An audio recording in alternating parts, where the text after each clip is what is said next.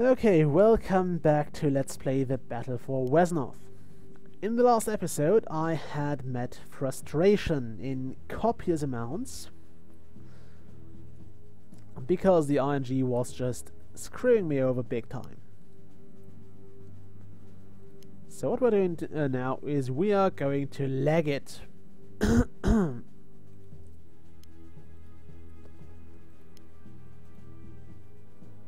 We're just going to run away, retreat, hopefully recover. Maybe we'll also make the, it's unlikely, but we might get lucky and make the money to fund another healer. Because having mobile healers is quite important if you play this game, especially if you follow my strategy of kind of being nomads. And as I said, the AI sometimes acts smart, it also acts dumb, and it does those suicide runs which were completely pointless. Okay, we actually have to get in here.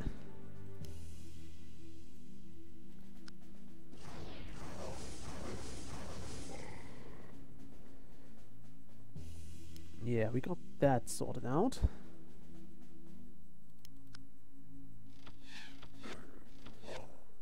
Okay, this guy is screwed. Sorry bro, I have to take your villagers. He also has a tiny keep. Also, I think I can see statistics here. No. Status table. There it is. Sir Kalen has actually... he has 17 gold. And he has 13 income, so I think I can take out a village or two of him. Let's take over this one. And not go there. Let's go here instead. I don't have to stand on the village to gain the income, I just have to be the last person to visit it. Yes, we've killed one. For crying out loud, that just takes too long.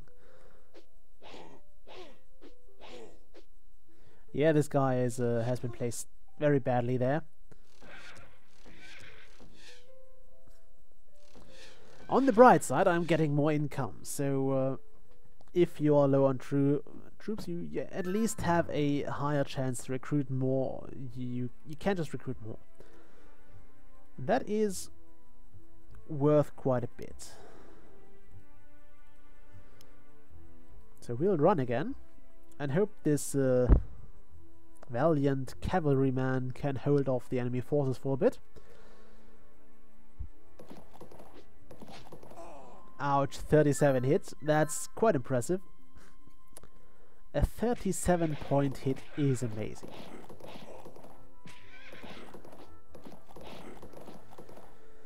Okay, we should be able to last those 3 turns out here. Yeah, the big weakness for those is pretty much archery, because they can't defend against that. So their archers can basically farm free experience from knights. Okay. The question is, can I try to save this guy? I don't really think I can.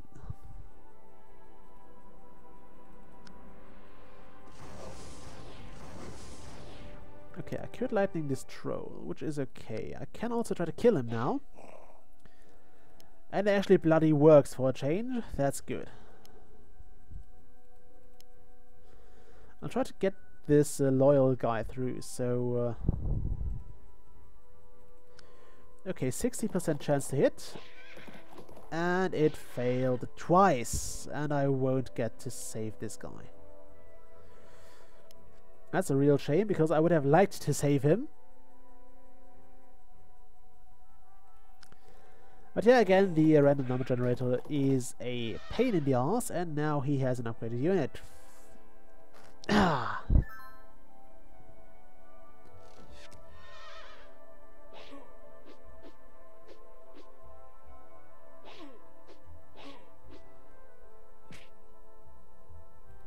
Now I'm looking bad. I hope you're proud of yourself, game. Okay. I'm really looking like a bad player now. You stay there. Actually, no. You go there. You go there. You get your ass back there. And you might want to run here. In retrospect, I think I might have to give up this village because otherwise I am... Actually, no. Undo that. Let's look if we can sort this out. I would have gone for the other one. But that's just me. They might both have been fairly close to upgrading, so not sure what was the correct option there. I only know I need more troops. And I can't take out this orc there. There's just no chance of doing that. There's also no chance of this ever happening successful, so I'm not gonna bother.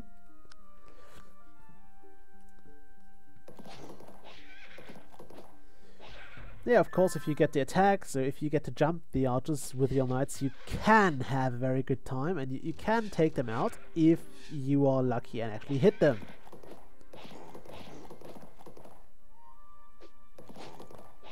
Okay, not sure how many of you have played Mounted Blade, but it's actually kind of difficult sometimes to hit someone with a lance. Very satisfying if you do, but very difficult to do. Okay, Delphador, I'll have to recall you to the fortress here.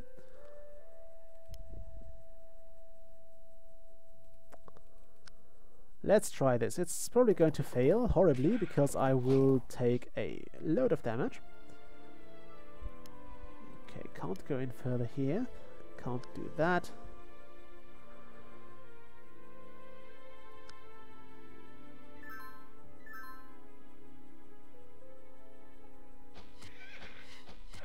Ouch, I forgot that this was an upgraded archer.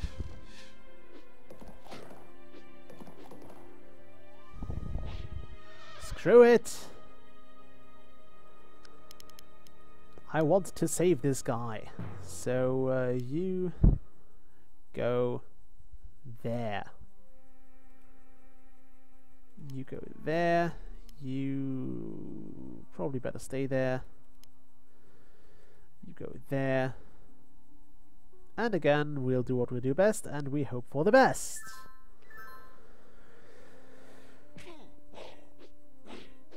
Because sometimes you just have to experiment. If your initial plan doesn't work out, you might want to fix it, and you might want to change it, you might want to play around with your units. That's where the basically auto-save option comes in really handy. There we go! Reinforcements have arrived. Forward, men! I expect each of you to bring me back the head of an orc. So many foul humans riding on horses. There is no way we can defeat them. Quick, we must make our escape. So it might have been a bad idea to actually sit this out in the encampment.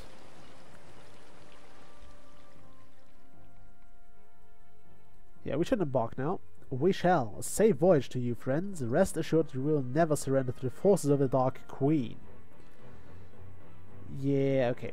The downside of those last until the end scenarios is that you basically can't... most of the times you can't finish them early, so you don't gain that ending early bonus. And that sometimes is bad. And I really have to actually start paying more attention. Well, actually, I did pay attention, but I have to pay more attention to what I'm doing with my troops now, because we will face more difficult bits. Okay, so we are getting to the Isle of Alduin, and I'll probably cut the video after that. Okay, yeah, next. Oh, there we go. There's a little ship. And so the party landed on the Isle of Alduin. So this is Alduin. Looks a little desolate. I fear so, Conrad. It seems that the orcs have come even here. Here to the place where I was born, where I was trained. Who is that? Oh, a party of elves has landed. We shall drive them back into the sea. Why do you see a party of elves? I don't have a bloody elf here. I did not think the orcs would have come here. This island used to be so beautiful. We must recapture it. To arms! Okay, so this is one of the defeat the enemy leader maps. Those will be the majority of most maps we will play in campaigns, as you will usually face one or more opposing leaders. Alright, I've found someone hiding in the village. Now we're getting mages.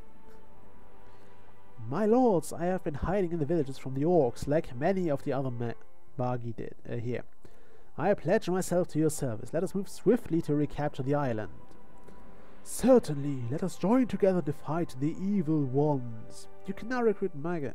I really have no idea how to pronounce those. So we will recruit those two horsemen here. As I said, they are just cheaper than everything else. We will also buy a mage. Doesn't make a difference if you recall them or not. Not sure what to recommend here. I suppose my suggestion would be to actually recall them, because then you gain the more experienced ones. Okay, also note that the enemy starts out with all the villages on the map, so he has a huge income. Let's actually check that. Yeah, income plus 36. So that is a lot. I mean, okay, we started with more money. Also, generally wise, in such maps that you move your leader to one of the villages nearby. He will always be able to get back to the keep. So I can move him back now. And recruit more if I want to. Okay, I'll actually have the horsemen go this way. And take over those villages over there. And move the other troops over here.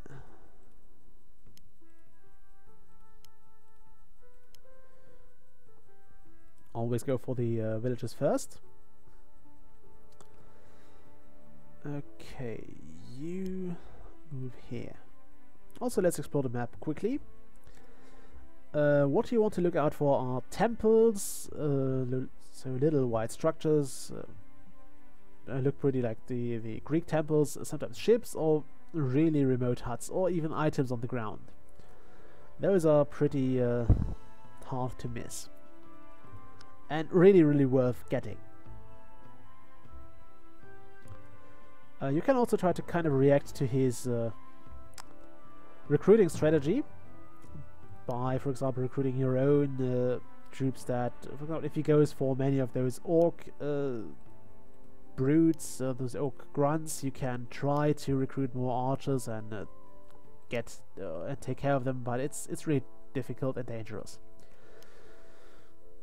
Also because you have to consider that there is a certain delay in which you get to the field, and you really can't cut that short in any way. Okay, we will recruit another fighter. And now I'm actually considering to stay in the fortress, because he will continue recruiting. And I will also try to continue recruiting. So I'm not sure if it's better to stay in the fortress and keep on pushing out units, or if it's better to rush him. Which bears the risk that he continues recruiting and I do not. So also there's a level 0 unit. Which is of course bad for me, because it means I won't be able to... Okay, let's take this. Because it means I will not be able to defeat him that way. If I just stay in my car, if I go with my units and we end up losing, then I am screwed. So what I'll do here is I'll probably try to stay safe for a bit, like a few more turns, and then I will join the troops in battle. Once it looks like we are victorious, I will march triumphantly with my troops, and before that, I'll just tell them to bugger off.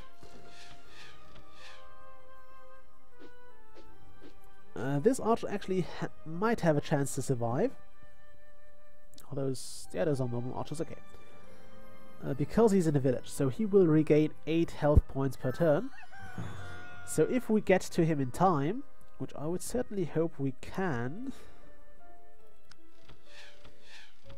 we'll be able to save him. I can't kill that, so I'm not going to try.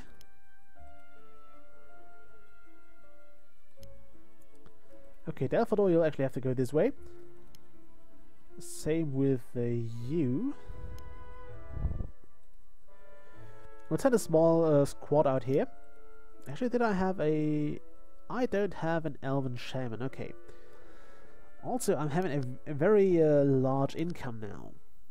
And I'm actually tempted to just really stay here, because large income means I'm better off staying and pumping out units, as opposed to risking my arse going into battle. Okay, take out this. I think each village produces 1 income, but because we have a lot of troops...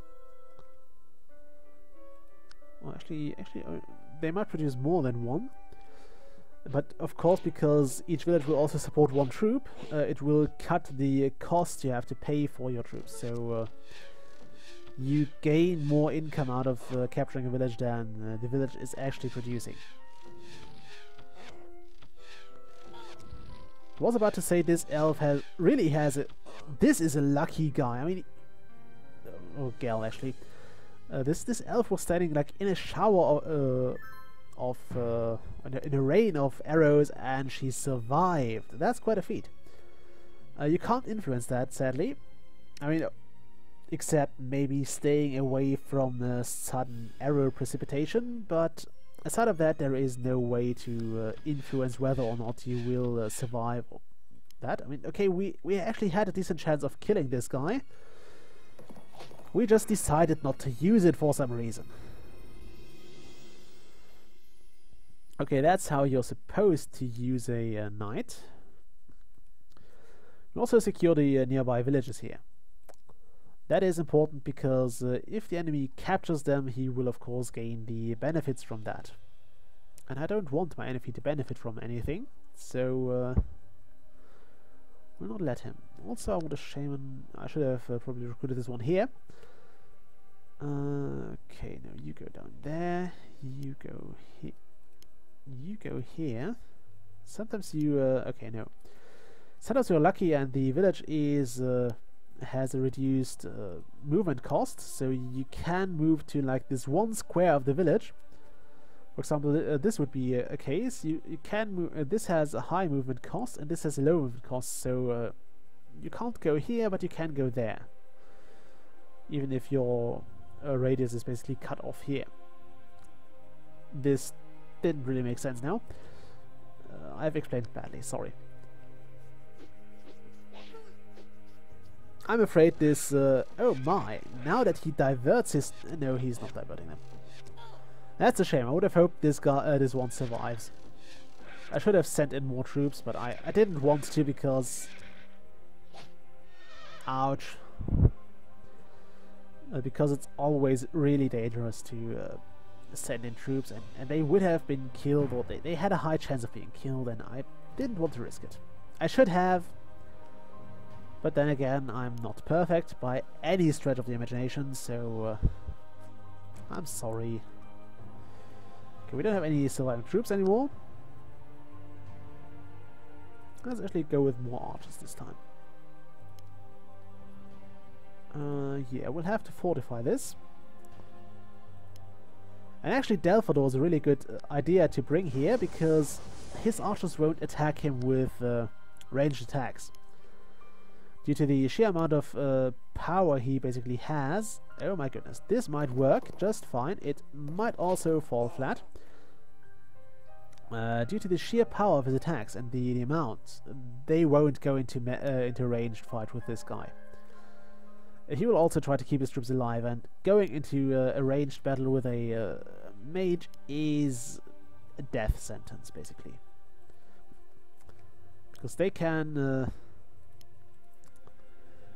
deal a lot of damage, and you're just better off fighting him in melee, because you see the difference there, 9-3 range and 6-1 melee. So if you're lucky, you will get no damage out of a melee. Actually, the undead basic mage has a zero. Actually, doesn't have a melee attack. I think it's the only unit I know that doesn't have one of those. And I'll have to retreat this knight. Okay, you run here. I mean, of course I would also take a lot of damage from those guys, but it's worth it. I have to kill them, so die.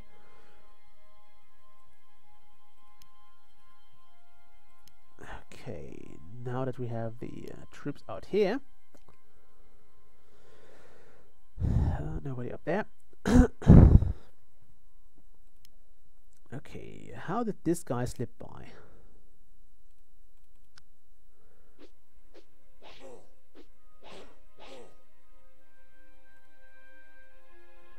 I'll actually entangle him, please.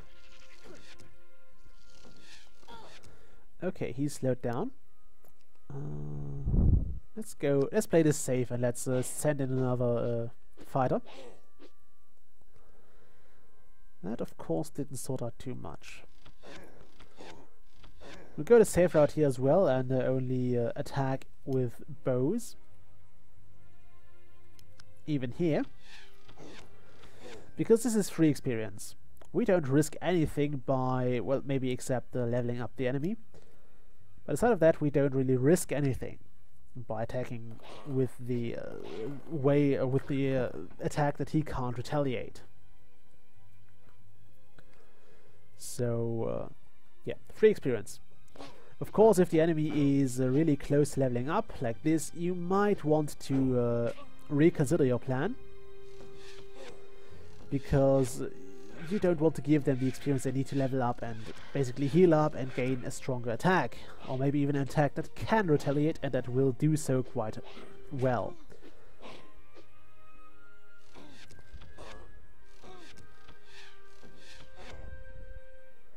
Also, I have to cut the video after this episode. You've seen me fail, you see me win sometimes. Only sometimes. It's not going to be like a frequent occasion. Need more archers here. Maybe another scout. Maybe another horseman. I want a horseman as well. Okay. Gonna cut the video here. I'll see you all in a moment. Bye.